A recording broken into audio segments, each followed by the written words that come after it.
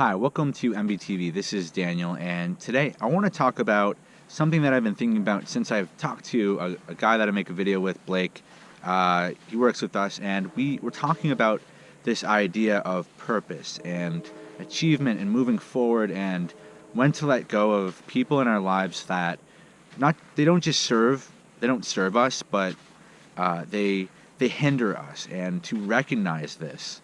Recognize that there are people in our life that keep us in this continuum of just coexisting and not moving out into the direction we really want to in life.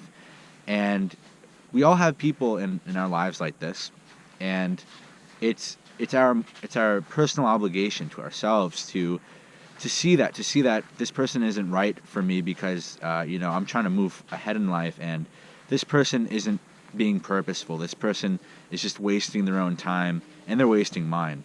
And so the idea is we started talking about this idea, me and my friend Blake, and it came across my mind that I had a really great metaphor for this idea.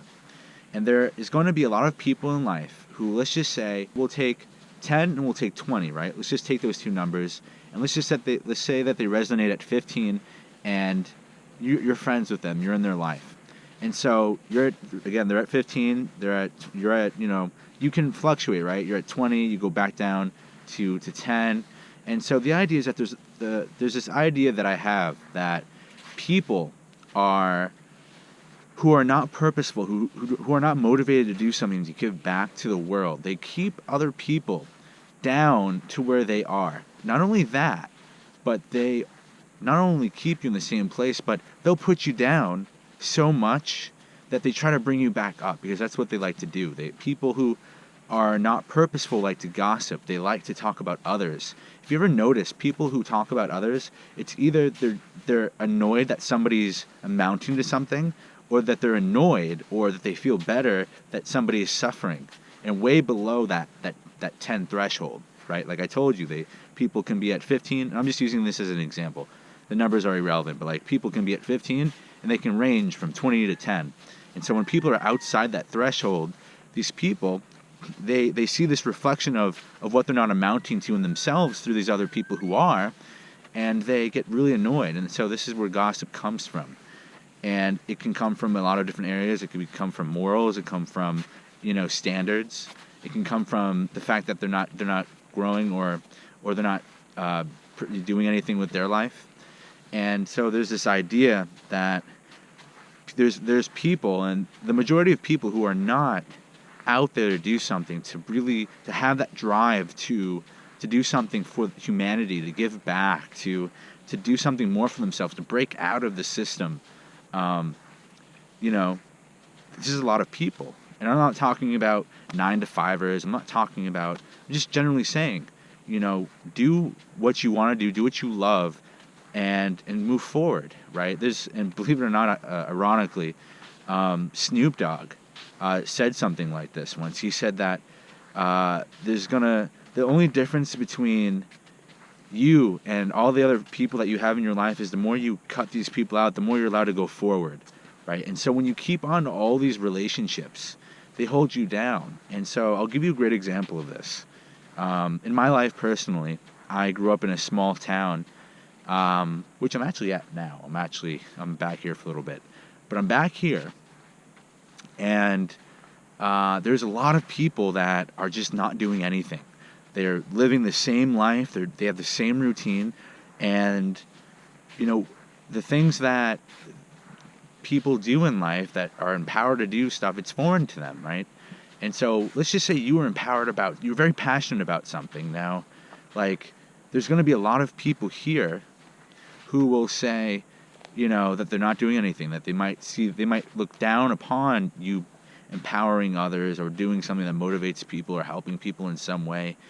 And so there's this idea that people who are not empowered to do something want to stay in the same place because they need to create a value with where they are, right? How do you take nothing and give it something? You create drama, you create negative energy. And it's more of the time subconscious. And so the idea is that you want a purpose. You want to be passionate about something. You want to work. You want to have a journey where you're doing something and you're moving forward with your own life, and that you're benefiting others, and that there's this idea of people getting in the way of that. And I don't want to infringe on the idea of loyalty. This isn't about loyalty. This is about people getting in your way of the better version of you, the lifestyle that you want to live right now. Sometimes you got to cut people out of your life. That's just a fact. You can't let somebody continuously, metaphorically punch you and put you down in the same place, and you expect them to keep them in your life, and it's like these friends are shackles, and they hold you back from getting the better mile time on running the mile, and it's kind of frustrating because these people are good intentioned. It's just that they're totally clueless with what you're trying to do. You're trying to break out of that comfort, and they love the comfort. They love it, and so some people never grow out of it. And what I'm telling you today is, if you're in a place where you have people in your life that, if you really ask yourself, do they benefit me? Do we share? Do we give and take from our friendship, from our relationships with your friends? Do you really grow with your friends, or are you just hanging out and not experiencing, not exploring, and not doing something purposeful with them? This is going to be different for everybody, but you really got to ask yourself why you're friends with the people that you are with. And on top of this idea, there's another idea that was brought to my attention recently, and I learned about it, and I need to tell you guys this because it's really important. It's called the law of averages, and I might extend on, or Damon, the guy that also makes videos with us, might extend on this idea of the law of averages, where you're the average of the first 5 people that are most directly in communication with you, that you're friends with. So if you take the people that you're friends with and you divide it by 4 or 5, that's who you are, right? And I think we've covered this in other videos, but the idea is that you have to remember that who you surround yourself with is who you become, whether it's in a relationship, whether it's friends, family. And there's a lot of people out there who live with family and their family sucks, and then they become sucky because of their family and friends and relationships. And so the idea is to be aware and to be responsible. That the idea is to not let yourself, or to not allow yourself to be a part of that experience. These people, and people say it all the time in high school, right? They say, just be careful who you hang out with. Well, you know what? It's not just about criminal behavior. It's not just about bad people. This is about people who will genuinely keep you in the same place. And it's because, for no other reason, that they see the potential you have, and they're afraid that once you leave, that they won't have anyone else around like you to motivate them. And so they're using you in that sense. And a lot of people want to say that. A lot of people want to use that motivation you have to perpetuate their own. And that's just a take and take. And the idea is that these kinds of friendships or relationships are one-sided. And you may not see this because you see that you're hanging out with them, but you're not doing anything with these people. Like, you could always be going out and having fun. But is there any purpose behind it? Is there any real growth behind it? And that's something you have to ask yourself. And just stay clear of anybody who doesn't value the same intentions you want. You should be able to want to grow and be passionate about something. And though I can't tell you who to be friends with, but it's for you to discover what people mean to you. Everybody means something to you. Everybody has a place in your life. You don't run across somebody for no reason. And you have to understand and be aware that you just crossed roads with John or Stephanie, and you have to understand what that means to you, these people, and take it with a grain of salt, and not only explore people, but really value their presence. And part of friendships is valuing the present moment that you have with people, and the idea that you don't know when the last time you'll see somebody, so you might as well enjoy it in that moment with them and be totally present. Get off your phone and just hang out with that person. And so that's a little side tangent from the idea, but don't hang out with people that hold you back. Just break free. You totally can. It's totally okay. And it has to do with self-respect and value. and make yourself less available for the people who are BSing you. And you'll see that the more you give yourself back, the more you give space for other people to take up rent that are good, they'll come in. When you make space vacant in your hotel called your life, people who are good intention can have the opportunity to come in now. You know, you have to remember that your space can be filled up in life. You know, let's just say you have 15 friends in your life right now. You have no time for anybody else. But then you cut loose some people who just really hold you back. Guess what? It would not cross my mind that you will find somebody in the next couple weeks that will fill that slot. It's like osmosis or something.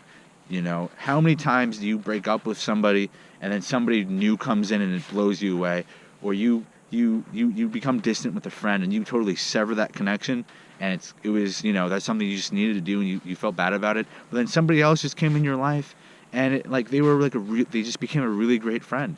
You have to give yourself that opportunity, not just with the people that you have around you in your direct contact, but you always have to remember to always explore and meet new people.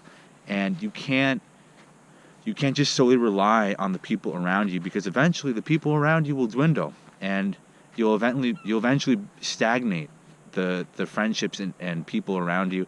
And so you always need to explore and meet new people and do things you love to do and meet new people that way. And just whatever your passion or purpose is, meet new people that way and collaborate. And there's this idea of collaborating. If you're not collaborating with your friends, if you're not growing with your friends, then who are they really to you? And so that's what I wanted to say about that. And I hope that this gave you a different perspective on people.